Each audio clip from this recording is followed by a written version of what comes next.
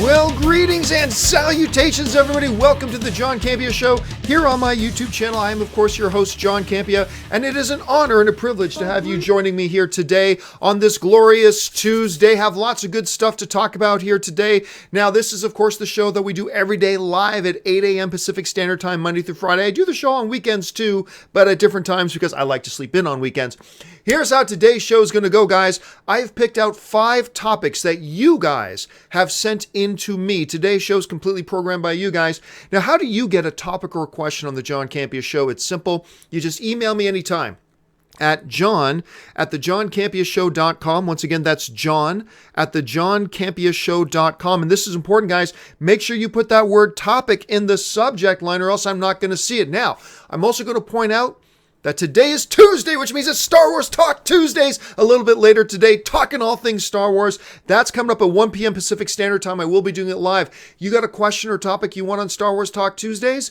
Email me at the same email address, john@thejohncampeashow.com. But instead of the word topic, put SWTT. That's Star Wars Talk Tuesdays. Put SWTT in the subject line, and we'll see if I can get to your question there. Now, also, there's a whole bunch of people that watch this show live. So near the end of the show, I'm going to save a bunch of time and take your guys' questions and topics who are watching live. If you're watching live, I'll give you a cue near the end of the show on when to start sending in messages. Send your questions to me on Twitter. Just tweet to me at John Campea, and maybe you will see your tweet pop up here on the bottom of the screen as we get close to the end of the show. All right. With all of that out of the way, let's dive into the first topic today. And the first topic today comes to us from one of my Patreon supporters, Kyle Garrett, who writes, in light of recent events, should Sony reshoot and recast Kevin Spacey's scenes from the upcoming All the Money in the World, or postpone its release? The movie seems destined for disaster if released in December. Puts Wahlberg and co-stars in awkward position too. Thanks, and keep up the great work. Now, for those of you who don't know what Kyle is talking about, Sony has a new movie coming out, supposed to release on December 22nd, starring Kevin Spacey, although I don't even think he's the lead, but anyway, Mark Wahlberg, and I think Amy Adams is in it too. I have to double check that. But it's called All the Money in the World, and it's based on some true events that happened. So, what happened was, All the Money in the World, now we all know about all the controversy surrounding Kevin Spacey right now. Now, All the Money in the World was supposed to debut at the American Film Institute, the AFI Film Fest that's going on in Los Angeles right now. Just yesterday, it might have been the day before, but within the last 24 to 48 hours, Sony announced that they were pulling the movie All the Money in the World from the AFI Film Fest. And they put out a statement saying, look, we just feel with everything going on that it would be inappropriate to play this movie at a big gala affair where everybody's celebrating and all that kind of stuff. They just felt it was inappropriate, so they pulled the film from the AFI Film Fest. However, Sony did say, and I talked about this on the Movie News Rundown yesterday, that 800 people worked on this movie, not just one. 800 people put months of their lives and blood, sweat, and tears into this movie, not just one person. And Sony said, we feel it would be unfair to everybody else who put so much effort into this film just to pull it off the schedule, so we are still releasing the film on December 22nd. Now, a couple of things here. I agree with Sony on one hand. Look, it's one guy who did something stupid. It's one guy who's acting like a total ass clown. You don't pull the movie. Like, if we did that, then if you go through any movie, somebody who worked on that movie is a jerk face. Somebody's a jerk face. And so do you pull the movie? Probably not. Now, how badly is All the Money in the World going to be hurt from the Kevin Spacey stuff? I'm not sure for a couple of reasons. Number one, I'm not sure how good this movie was going to do anyway. It's not like there's been a huge, marketing push on this film. Number two, I don't know if a lot of people realize that that's Kevin Spacey. So full kudos to the makeup crew of All the Money in the World, because I look at that picture and honestly, like once I know it's Kevin Spacey, I look at it and go, oh, okay, yeah, I can see Kevin Spacey in there. But if I didn't already know that was Kevin Spacey, I'm not sure I would have picked him out of the crowd. So I'm pretty sure that if Sony keeps that release date, they're going to drop the name. They're not going to say starring Oscar winner Kevin Spacey. They're going to take that out. They're just going to say starring Mark Wahlberg and Amy Adams, if it's Amy Adams who's in it. I can't remember. That's who they're going to focus on. And they're just going to hope a lot of people don't realize that that's Kevin Spacey and move forward. Now, as far as your suggestion of Should they just recast the part and reshoot all those scenes? Well, depending on how many of those scenes Kevin Spacey's in, you're talking about reshooting 30% of the film on a movie that at best, even if everything works right and all the stars align, this movie would barely make money. Barely. Because this isn't going to be a big blockbuster film. And they don't have a huge marketing campaign for it. And I'm not sure how much money it's going to make. But you now put on top of that, like an extra $50 million you got to spend just to reshoot those scenes. Now you're guaranteed to lose money. You're absolutely guaranteed to lose money. Where, even with the Kevin Spacey controversy, all the mitigating circumstances I've talked about, you just put this movie out, I don't think you're guaranteed to lose money. They'll probably still lose money, but they're not guaranteed to lose money. You go back and try to reshoot 30% of the film, get all that talent back. By the way, what do you think the likelihood that Mark Wahlberg is suddenly available to come back and reshoot his scenes with the new Kevin Spacey? Probably not. And get everybody back and reassemble all that crew. You're talking about huge money. Like, you may only be reshooting 30% of the movie, but the budget's going to be more than 30% of the budget because now you got to get all those people back together again. That's huge. So they would be in a position where they would be guaranteed to lose money. So no, I don't see them doing that. I think they will release on December 22nd. I have no problem with them still releasing the film. I'm okay with that. It's you got one guy at the heart of it who it's just vile, and that's unfortunate, but you can move forward with the release. And they're going to take a hit. They're going to take a hit. There's no getting around it. They're going to take a hit. But I think at this point, the hit they're going to take is less powerful than the hit they would take if they try to invest even more money into the film and reshoot more scenes. Anyway, that's just my thought on it. What do you guys think? Jump down to the comment section. Leave me your thoughts. I can have my mind changed. All right, let's move on to the next question. And the next topic today comes to us from another one of my Patreon supporters, Matt, who writes, I wanted to ask, seeing the Hulk story arc in Thor 3, do you think there's enough there to revisit making another Hulk movie? Perhaps as a prequel? Really love the Hulk/Valkyrie dynamic. Seemed like there's more to the story that would make for an interesting movie. Thoughts? Well, okay, yeah, look. A lot of people like me would love to see another Hulk movie. I would love to see another Hulk movie. But the thing holding up the Hulk movie, or a new Hulk movie, is not, is there enough story there? And quite honestly, I'm loving the Hulk as a side character. I am. I really like, we heard Kevin Feige say a couple of years ago that the Hulk is a great side character and all these things. And he works great. It's difficult to focus an entire movie on a guy who can barely speak. That's difficult. It's difficult to do that. But the main thing holding up another Hulk movie isn't that. The main thing holding up another Hulk movie is that Disney does not have the distribution rights to Hulk. Universal has the distribution rights to Hulk. Marvel has the rights to produce a Hulk movie. Marvel has the production rights for a Hulk movie. They can make a Hulk movie anytime they want. The problem is, if they make a Hulk movie, Universal gets to be the company that distributes it. So they got to split the pie. The problem is Disney. Disney doesn't want to make a Hulk movie if they have to let Universal be the distributor. They don't want to do that. And they're totally within the rights to not want to do that if that's them. But don't be fooled. The problem isn't Universal. The problem isn't, that there's not enough story for Hulk. Yeah, there's story there. They could make a lot of Hulk movies if they wanted to. And I know even, oh, damn it. Why am I forgetting the name of the guy who plays Hulk right now? Guys in the chat board. Who's Ruffalo? Mark Ruffalo. Thank you. I totally forgot. Mark Ruffalo, I know a while ago, came out and said, oh, it's all on Universal. I guess Universal doesn't want to make money. No, Mark. Marvel's totally free to make another Hulk movie. They just have to allow Universal to distribute. The problem is that Marvel and Disney don't want to play ball and let them distribute. And that's on you. That's on Disney. And that's fine. They're doing great with the Hulk as a side character. That's totally fine. But the onus for there not being a new Hulk movie isn't lack of story, and it isn't Universal being stubborn. It's on Disney that they just don't want to play ball. But, nobody's wrong here. Universal's totally right to have their distribution rights. Disney's totally fine within their rights to decide, you know what, we don't want to make a standalone Hulk movie because we don't want to let another company distribute our films. That's fine. That's your right to do that. But just don't pretend like the problem is Universal. Universal isn't the problem. Disney's the problem, and they're totally within their rights to do that. But anyway, that's why we're not seeing another Hulk film. It's not from lack of story. It's because of a business situation. Universal has the distribution rights. Marvel doesn't want to make one if somebody else gets to distribute it, and that's your problem. Anyway, let's move on now to the next topic. And the next topic today comes to us from Miguel Perez, who writes, Hola John, greetings from Spain. Well, greetings, Miguel. What would you consider a bigger hit? Happy Death Day with a $4.8 million budget making $78 million, or Thor Ragnarok with a higher budget making $1 billion? Well, I mean, look, this is kind of one of those situations where it all depends on how you look at it. First of all, I am thrilled with the success for Happy Death Day. Just like all of you. Don't lie, you thought this movie looked like crap. So did I. I thought it looked like garbage. I went to it. You know what? I probably wouldn't have even gone to a press screening of it if it was across town, like most press screenings. It just so happened that the press screening was right up the street at my local theater, and that doesn't happen very often.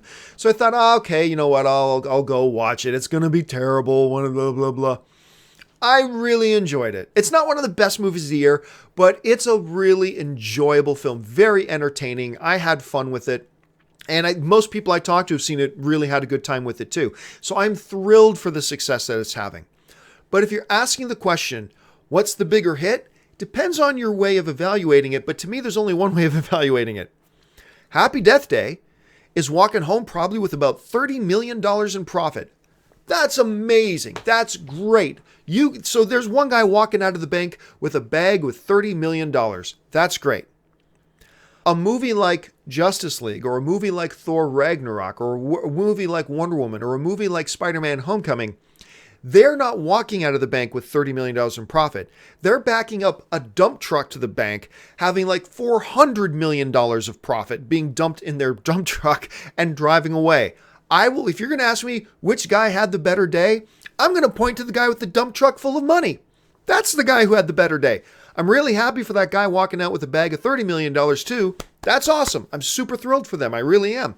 But if you're going to ask me who had the better day, that guy with the dump truck. That guy with the beep, beep, beep, as he's backing it up to load all that Spanish gold bullion into the truck. Those are the guys who are having the better day. Now you can say, yes, but John, if you look at percentage-wise, they made this much profit compared to the percentage of their budget and blah, blah. Okay, yeah, you can make up ways to look at it, sure. And there's nothing wrong with that. You're totally free to look at it that way. Me personally, I'm going to go hang out with the guy with $400 million profit instead of the guy with a $30 million profit. That's just me. That's the way I look at it. Maybe you look at it totally different, which is totally fine. Jump into the comment section. Let me know which one you consider more successful. It all depends on how you look at it, I guess. All right, let's move on now to the next topic. And the next topic today comes to us from Michael Cirbus, who writes, longtime listener, first-time questioner. Would you still put Justice League as the highest grossing movie over Spider-Man Homecoming if it makes part of its money in the 2018 year? Thank you and keep up the good work. Well, thanks a lot for the question, Michael. And you know what? I forgot to pull this up. Let me just... there we go.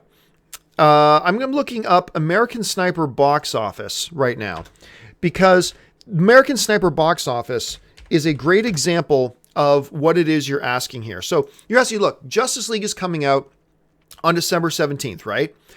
That means it's going to make a whole bunch of money in December, but that means some of its money is going to be made in January and February too. Not tons in February, a little bit in February.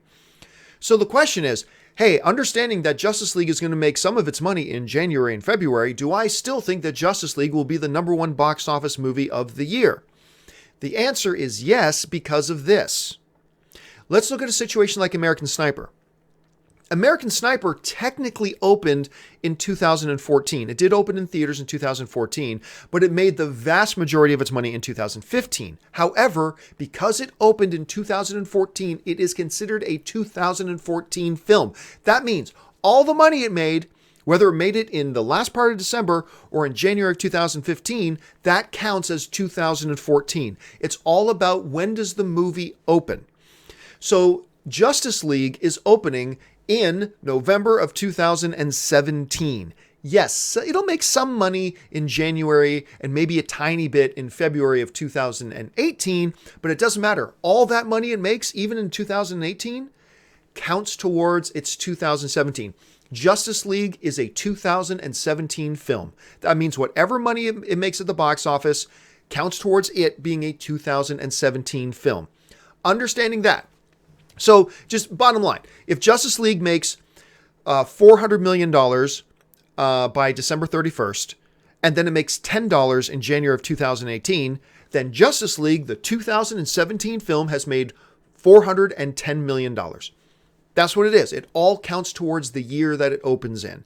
So understanding that, yes, I completely believe that Justice League, even if it makes some of its money in January, it'll still count towards the 2017 totals. So yes, I believe that Justice League will be the #1 box office movie of 2017. I don't know that for a fact. That is taking into consideration certain things needing to go the right way. Number one, the movie's got to be good, and I believe it'll be good. But it's got to be good. It's got to catch on with the critics, got to catch on with the audience, all that kind of stuff. I believe it'll do all that. And yes, I do believe that Justice League will be the #1 box office movie of the year. Well, maybe I'm wrong, but we'll just have to wait and see. What do you guys think? Jump in the comments section. Let me know. All right. Next question comes to us. And by the way, guys, this is the final email question of the day. And then I'm going to go over to you guys on Twitter. So this final email question today comes to us from Paul McEllligott, who writes, I wondered what your take was on the possibility that Disney could buy out Fox. Now these talks aren't going anywhere right now, but this would bring the first 6 Star Wars movies, the XMen franchise, and Fantastic Four under the same corporate banner as the rest of Lucasfilm and Marvel. What do you think it could mean for movies like Deadpool and Logan going forward, should this happen? Well, first of all, let me be very clear. I'm a big fan of Marvel and Disney. I love Disney. I think they're great. I mean, look, I got a number, not the Coon, but I mean, not Batman, but there's, no, Deadpool's Fox. But, you know, there's Allfather Odin. I got my Stormtroopers there. I got the Incredible Hulk down there. Obviously, I'm a big fan of Disney. I'm a huge fan of Disney. I am. I do not want Disney owning Fox. I do not. As a fan, I do not want Disney owning Fox. I do not, look, putting more and more things under one umbrella is just bad for the audience, and it's bad for consumers. Logan, which I still contend is the #1 best film of 2017, would never have happened if it was under the Disney umbrella. Deadpool would have never happened if it was under the Disney umbrella. I just look, X-Men Days of Future Past, X-Men First Class, X-Men 1 and X-Men 2. I mean, look, Fox has put out, they put out Fantastic Four. They put out the first Wolverine standalone movie. They put out some bad ones. Fox has put out more good films than bad films. And this year, the last while, they put out some magnificent freaking films. Just some magnificent films. And, they also did, they're doing The Gifted right now. They did Legion, which is turning out great. I like the comic book properties being spread out because it gives us more diversity. It gives us different talent sets. It gives us studios with different takes on things. I don't want everything being the same flavor. Now, don't get me wrong. I love the Marvel Cinematic Universe. I do. But I also love that there's other big cinematic universe in X-Men that exists outside of the MCU. I like that. That's good for viewers. That's good for us. And we get more comic book movies every year as a result. I do not want Fox being owned by Disney. I just don't. Now, let's also be clear, and I talked about this a little bit on the Movie News Rundown yesterday, but let's be really clear. I got a whole bunch of people saying, John, did you hear Disney's buying Fox? Hold your horses. No, they're not. Number one, only one news outlet, granted is a fairly reputable, it's CNBC, only one news outlet reported on it. Okay, and saying that these talks had taken place. Important thing to know, number two, neither Fox nor Disney has confirmed this report. That doesn't mean it's not true. I'm just saying, keep in mind that neither Disney nor Fox has confirmed these talks have taken place. I'm just saying, keep that in mind. Number three, even in the report says the two sides aren't talking anymore. Now, maybe that means they could come back and talk later, or maybe that means the talks are over and they just had some discussions. Hey, is this something that could happen? Realized, no, this can't happen, and they moved on. Important thing to know, number four. It wouldn't be, even if it were to happen, it wouldn't be a wholesale purchase of Fox. Like, for instance, Disney wouldn't be allowed to buy Fox Television because they already own NBC. FTC rules would regulate and restrict them from owning another television network. They couldn't buy Fox Sports or Fox Sports 1 or Fox Sports 2 because Disney already owns ESPN. FTC regulations would prevent them. This is all in the report. I mean, so that's all in there too.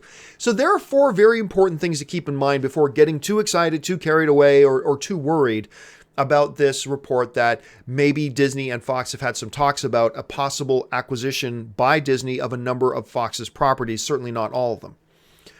So let's just temper that. If it were to happen, what does that mean?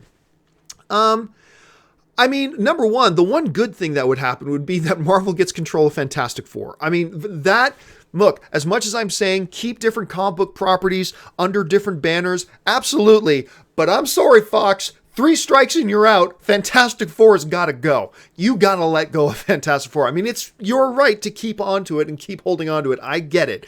But 3 strikes and you're out, dude. Give that one up. Let that one go back to Marvel.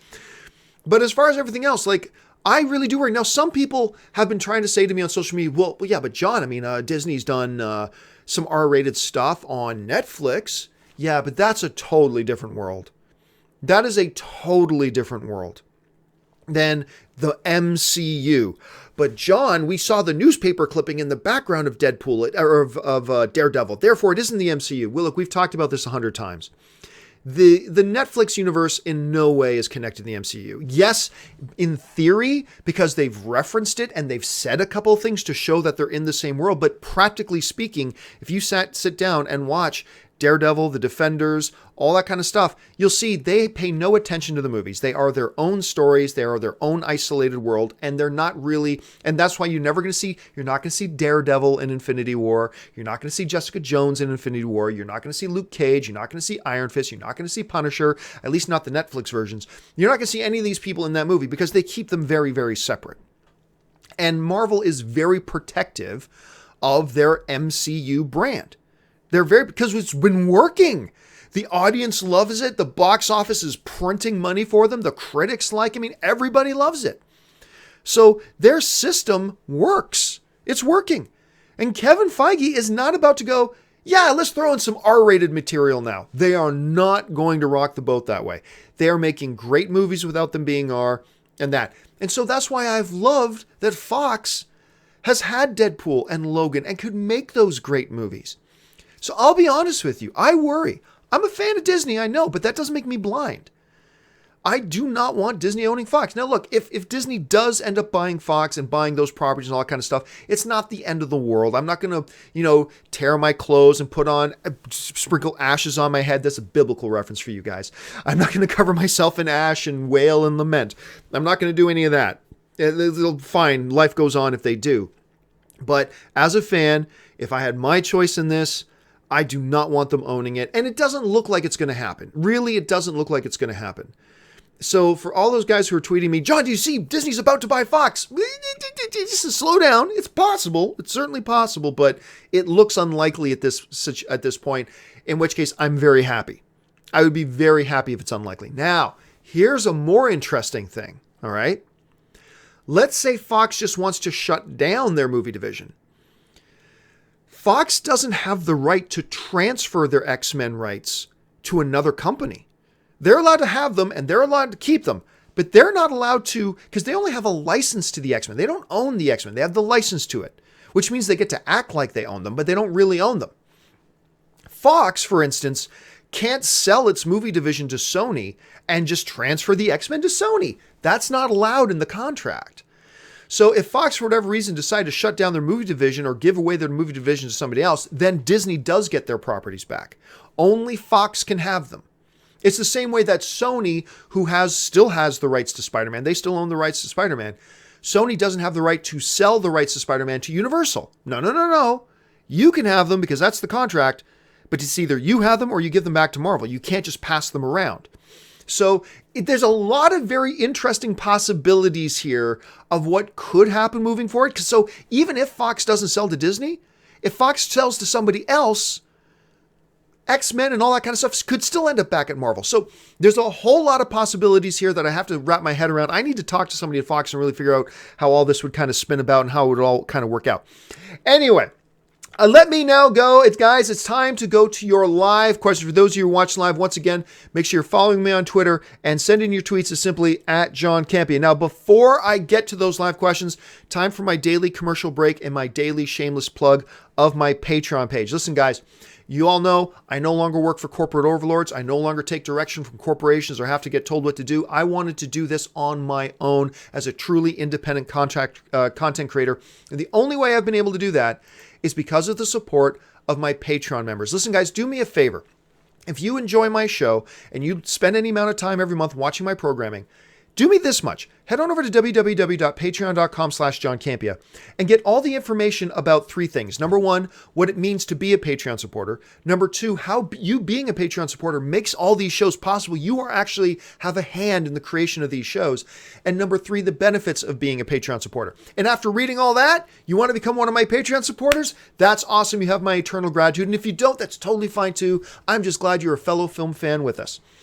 Okay, now with that out of the way, let's get over to the live questions. I'm going to open up my Twitter feed here, and let's go to this. And the first question today comes to us from AClay19, who writes, John, in honor of the Lion King cast being announced last week, what are your favorite voice acting performances? Voice acting performances.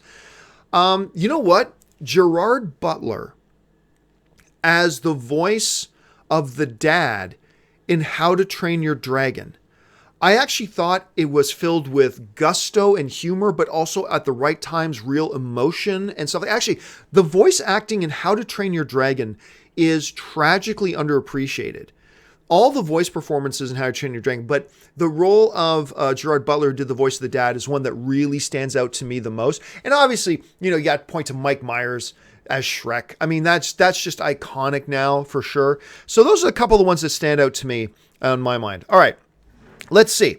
John MS25 writes, John, what happened to Tim Blake Nelson becoming the leader at the end of The Incredible Hulk? Thought they would make him a villain. Well, I mean, that's just a great example of plans change in between movies. Sure, they did one movie. We see him start to become the leader. The brain start to swell up, all that kind of stuff, right? And I'm sure they had a plan. They had an idea, but plans change in between movies. They say, you know what, this didn't quite work the way we thought it will, so we'll just move on from that leader thing and move it along. Just because they drop an Easter egg in a movie, that does not mean now they have to do a movie based on that. No, it could have just been a moment in the movie. A little moment that may have just been for fun for the audience. So for those of you who know who the leader is, we're watching that Hulk movie and we see him start turning leader and we can go, we know who he's turning into. But that doesn't necessarily mean they're going to go ahead and make a movie about it. Like somebody once said to me, oh my gosh, in Spider-Man Homecoming, Childish Gambino plays the uncle of Miles Morales. That means Miles Morales is going to be in the next Spider-Man movie. No, it doesn't.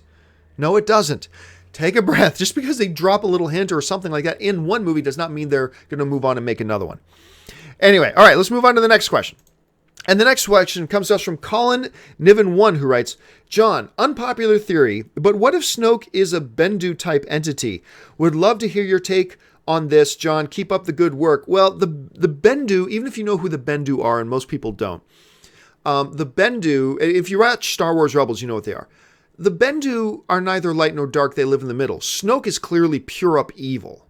Snoke is clearly evil. I mean, you don't give the order to fire a weapon that destroys a bunch of planets and kills billions of people if you're not evil. So no, I don't think he's any sort of a Bendu character whatsoever. All right, next question. Star-Lord Jack writes, John, since Venom is already filming, when will Sony announce who is playing Carnage?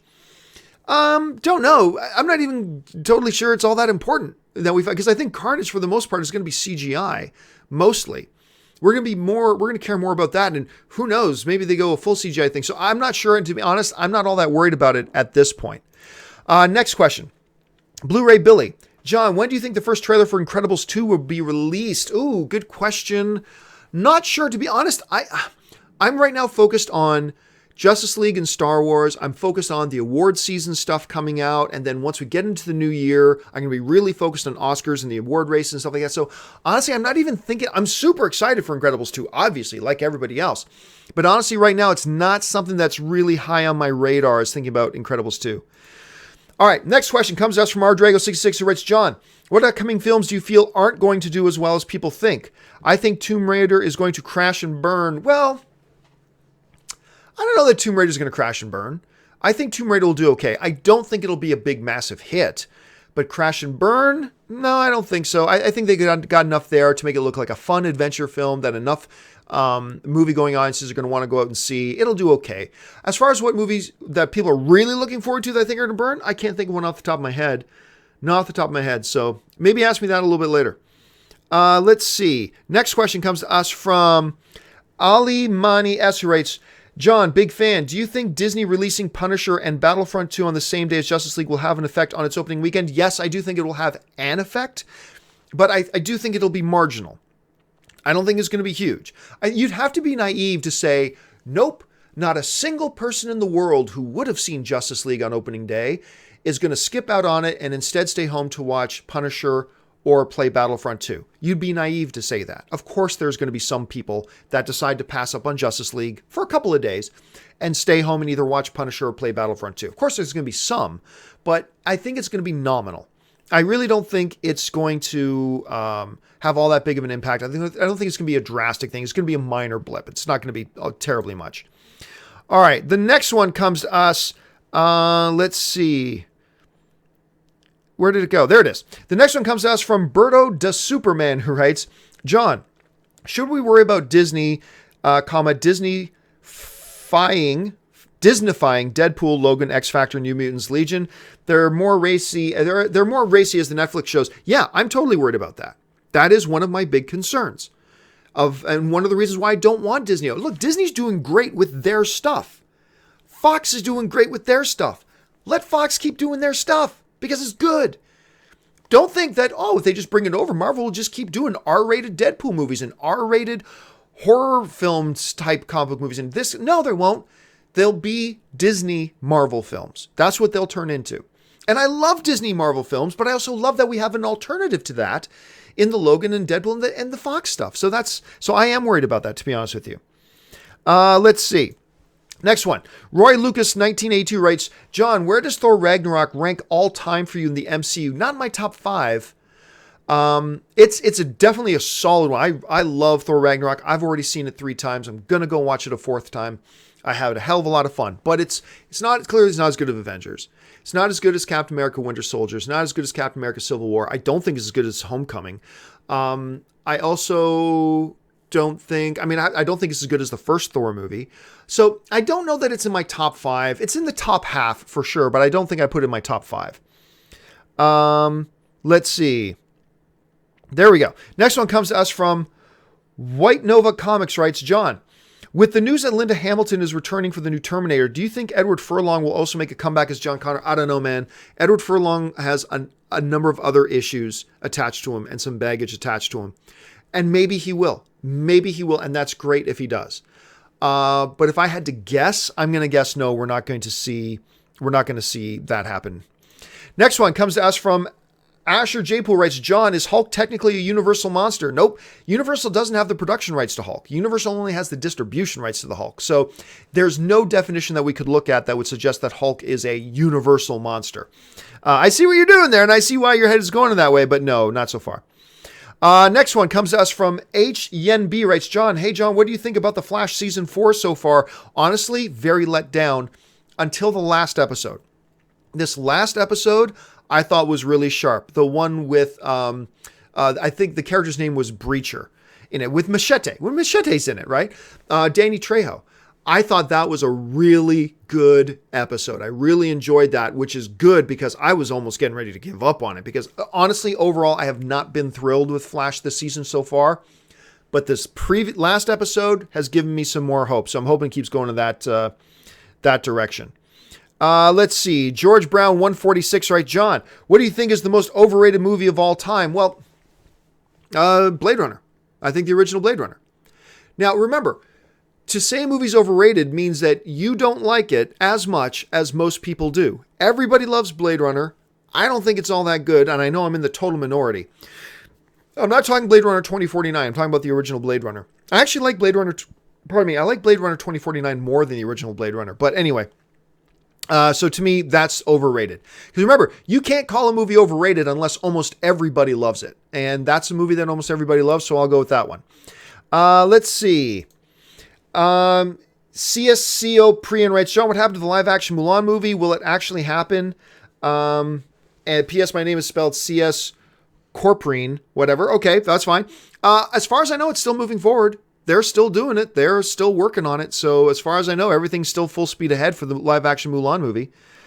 Let's see. This one comes from Dasik CZ, who writes, Hey, John, thanks for mentioning How to Train Your Dragon. For me, best animated movie ever. Which is yours? Lion King. Yeah, Lion King is the best animated movie ever. I really like How to Train Your Dragon. As a matter of fact, I think How to Train Your Dragon 2, I think I might like the sequel even better. But is it the greatest movie on all time? No. To me, that's still Lion King. And then after Lion King, it's probably Aladdin. And then you're talking Toy Story 3. You're talking Incredible. I mean, I really love How to Train Your Dragon. I don't think it would come in my top 5. No, I'm positive it doesn't come in my top 5. But it ranks up there. It's a great movie. I totally enjoy it very, very much. I'm glad you do too. All right. Next one comes to us from George Brown 1461. John, does reviewing a movie make you enjoy a movie less since you watch it analytically? No, I watch movies as a fan. And look, I've always said this. The way to review a movie is to translate what your experience with the movie was. That's what it was. So I go in as a fan and I experience the movie. I watch it as analytically as I've ever watched movies or as unanalytically as I've ever watched movies. And then I just come back and tell you what my experience was like with the movie. And then maybe my experience will match yours and maybe it won't, and that's fine. But it's my job to just tell you what I think about a movie and why I think about it that way. And then hopefully me explaining why I think what I think will help you understand better why you think what you think, whether it's agreeing with me or disagreeing with me. That's it. So no, I find I love movies. I love movies. I've been working in this business for almost 14 years now, and I love movies as much now, if not more now, than I ever have in my life. So no, it doesn't affect me that way at all. Let's see. Next one comes to us from Frazho, who writes, John, are you going to be making any movie commentaries in the future? Only if I can get some other people to do them with me. Because, look, it's hard enough doing a movie commentary when you've got 3 other people with you. Because the worst thing in a movie commentary video is lots and lots of dead space and dead air. Because then what's the point? And so when you have 3 other people with you, you only have to talk a certain amount.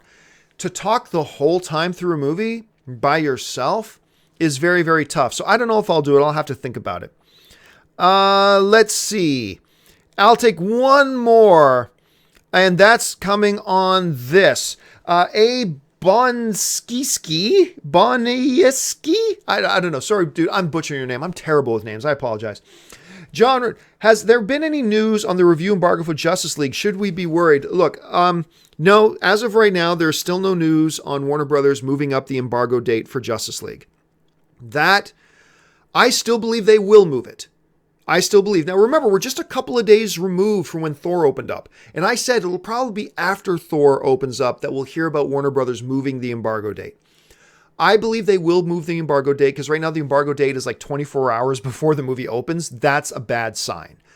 But they did that with Wonder Woman 2. Then they moved it a few days in advance. I still believe they will move that embargo date. I totally believe that. I think they're going to show confidence in this movie. I think they will move it, and then everything will be fine. No news on that yet, but that's fine. The movie is still like over a week and a half away. You watch. They will lift it soon enough.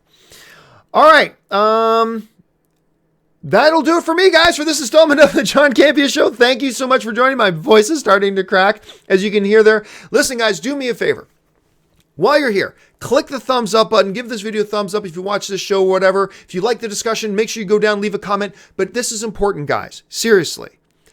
We are all movie fans. You are a movie fan. I am a movie fan. We're all on the same team. You and the other people in the comment section, you're all movie fans. And one of the best things about being a movie fan is that we get to have different points of view and different opinions and debate and discuss and in friendly ways argue with each other and clash notes. And that's the fun thing about being a movie fan. Why anybody would want to try to kill that by becoming a troll or becoming insulting to the people you're debating with, all because you have different opinions on movies, is beyond me. And honestly, the act of a 6-year-old child. Do me a favor, guys. Argue, debate, discuss, clash, all that kind of stuff, but make sure you're doing it with the other people, understanding that we're all on the same team. We're all movie fans. So just be respectful of one another. Leave the name calling at the door. That's all I ask.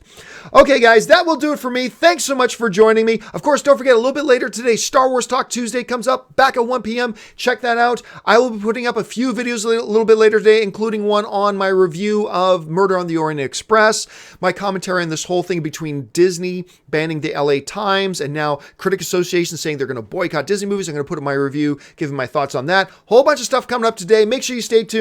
That'll do it for me, guys. Thanks a lot for joining me. My name's John Campea, and until the next video, bye-bye.